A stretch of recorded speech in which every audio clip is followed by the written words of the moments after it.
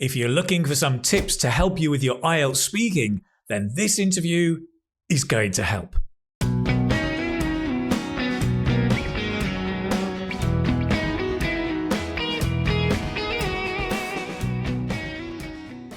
Hello, it's Keith from the Keith Speaking Academy, and today we're back with Brick.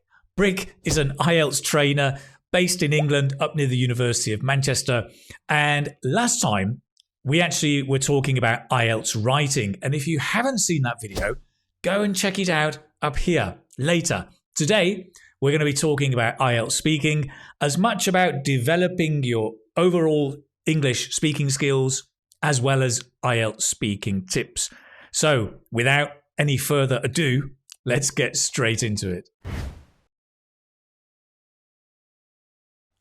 Hi, the other day I was chatting to students and a number of them were kind of band 7 speaking, and they'd reached kind of a plateau. Sometimes it's called the intermediate plateau. I think it's also the upper intermediate plateau, where you've learnt really quickly and then suddenly you just flatten out. And they were asking, how do I make that leap from a band 7 to a band 8? How do I really move up to become fluent in English? It's a difficult question, and it does take time, but I wanted to pick your brains as well. What do you think about that? You're right. It is a very difficult question. In fact, I think it's probably one of the most difficult questions to answer. And the reason for that is that because once you get to the band 7 range, small things start to play a big part. So you need to take care of all the small things as well. So for example, like you said, intonation. One area that's kind of ignored a little bit, I would say, is the pronunciation area. So for those watching, again, you can download this. This is the speaking rubric, the official IELTS speaking rubric. And the way it works is that you are assessed against 4 things. One of those things is pronunciation. This is not accent, by the way. So don't worry about accents. But when it comes to pronunciation, lots of people at that band 7 area, I find that they struggle with the intonation. So for those of you who don't know what intonation is kind of like the pitch of your voice, where you can say something, and if you change the pitch of your voice, you can change the meaning. For example, I can say to you, your name is Keith, and that's a sentence. But if I say, your name is Keith, I've changed the pitch and now it becomes a question. I wouldn't say that in the IELTS speaking test, but that's just an example to show how this small thing can change so much. So I would start to focus on those little things, and you can find what those exact small things are by looking at the IELTS speaking rubric. It can be a little bit difficult to understand. Maybe I will create an easier version that's a bit more student friendly. But for now, I think that is a really good option, just to see what you need to get a band 8. And you can identify yourself. Oh, I need to do this, or I need to do that in the grammar section. Yeah. That's brilliant. Yeah. I think intonation is one of, as you said, several smaller points that you need to work on. There's idiomatic language, there's nuance. But with intonation then, let me throw another tough question at you. How can you improve intonation? Make it more native-like? Really, really good question. Right. In order to improve your intonation, you must first see what intonation even looks like. I know that sounds weird, to see what it looks like. So if you look at TV shows, if you watch TV shows that are in English, you can kind of get a good idea of what intonation sounds like when we change our pitch, when we don't change our pitch, or how we change it. So for example, I used to recommend my students to watch Friends, the TV show. And the reason why I used to recommend that show is because it's kind of a relaxed, chilled out show where people are just having day-to-day conversations. So the language used there and the intonation would be very similar to the language that you would use in the IELTS speaking exam. I think some people get confused thinking that it's like a job interview where they have to be too formal. Yeah, I saw on your one of your most recent videos where you said that you want to look at the speaking test like it's a conversation between two new friends, and I think that's the perfect way to describe it actually, where you're not too relaxed and say, "Hey, dude," because you would probably do that with an older friend, but with a new friend you wouldn't. So you want to treat it the speaking test like you're speaking to a new friend. Um, Absolutely. yeah. Yeah. Yeah, I agree. I got that feeling a lot years ago when I was working, and I used to go to these networking events and you had to meet people. And it was always when you meet people, you're a bit nervous, you don't know them, you're polite, but you're trying to be relaxed. And I always think it's a bit like that. It's trying to capture that level of Yeah.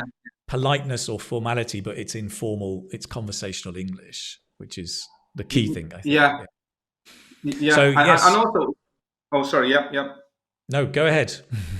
I was going to say with the speaking test, one thing that can slightly hinder your performance, and I say this quite loosely, and I want to be careful here, is how nervous you might feel. So I've noticed with the mock test that I've been recently carrying out is that many students, even though I speak to them, all the time on WhatsApp, and they send voice notes, they're completely confident. But when it comes to the test, they feel nervous, and that's natural. I completely understand because I've been doing speaking tests for I think 10 years now. Only on YouTube has been a few months, but I've been doing them for the last 9 to 10 years. So if you get over that barrier of feeling nervous, that will also help your speaking skills. So your body language, for instance, and trying to whenever you speak to a friend, just imagine this is part of the test. So when you are in the actual test, it will feel normal.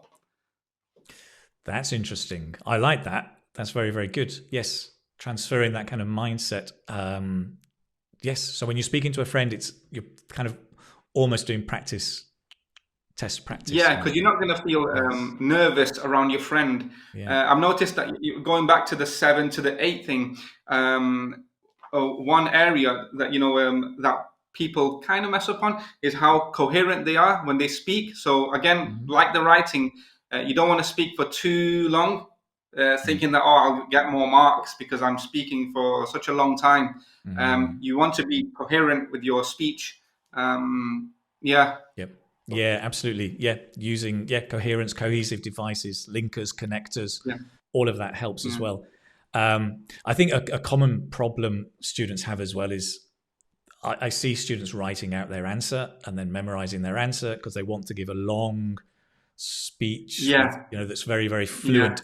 Um, yeah, but the problem is memorized answers are marked down and examiners know. um, so yeah, trying to make it spoken is quite difficult. And going back to the friends, I mean, Friends.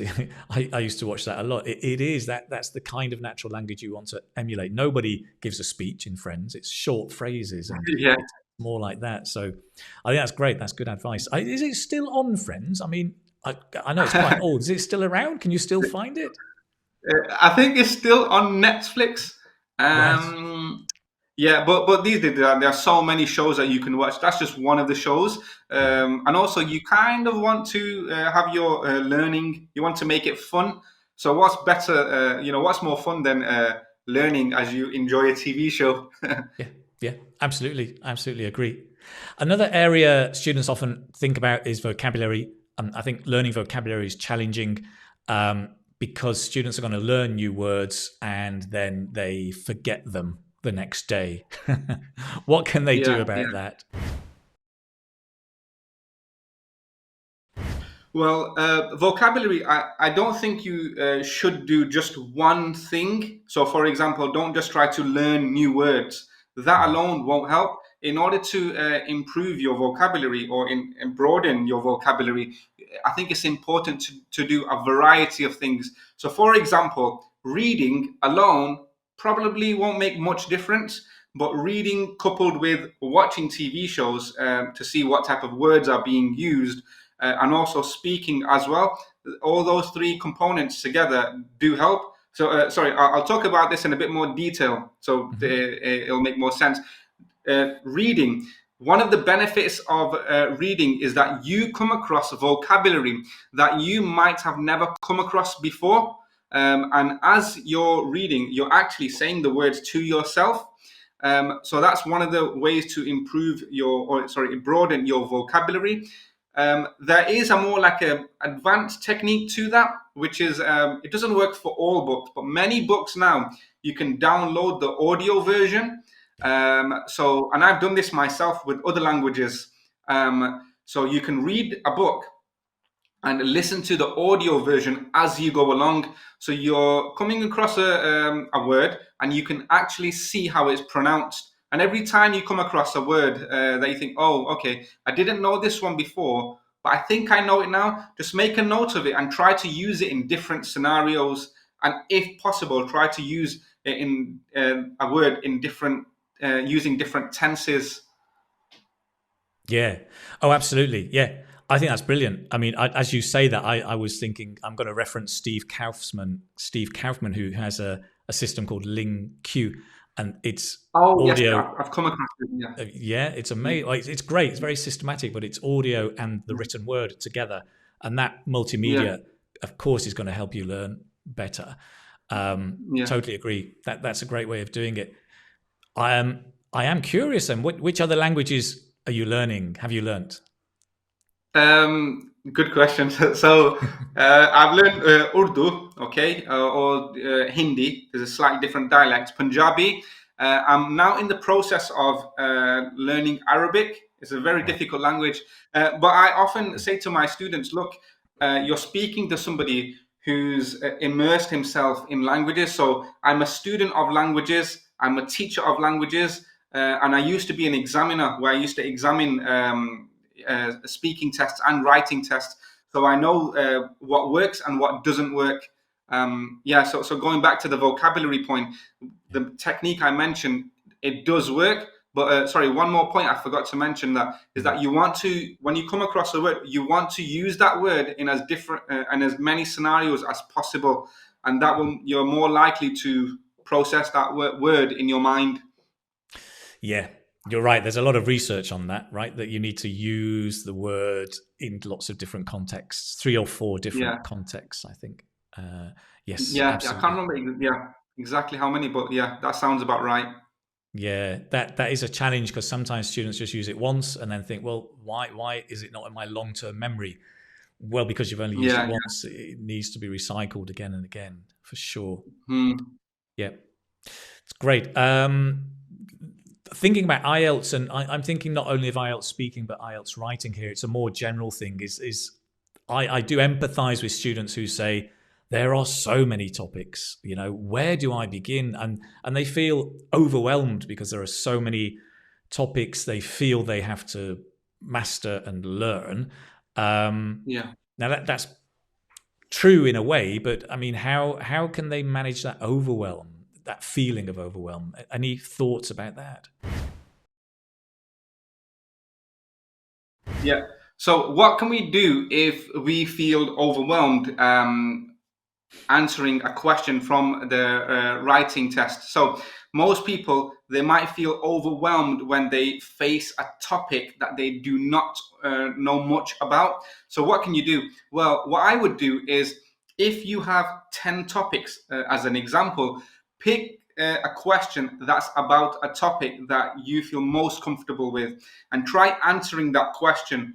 Once you've answered that question, take that to a teacher, get that assessed, and your teacher should tell you what you did really well and what areas you can improve on. And then the areas that you did really well in, you want to replicate that for a different question with a different topic, and hopefully over time you will continue to do this, and that will boost your confidence and you won't feel as overwhelmed.